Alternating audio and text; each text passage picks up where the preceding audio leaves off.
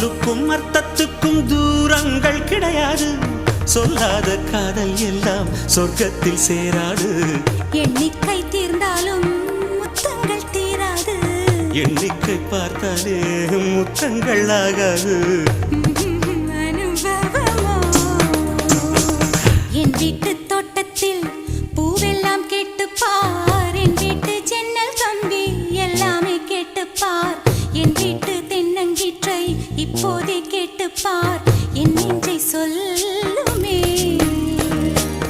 உன் வீட்டு தோட்டத்தில் பூவெல்லாம் கேட்டுப்பார். உன் வீட்டு ஜன்னல் கம்பி எல்லாமே கேட்டுப்பார்.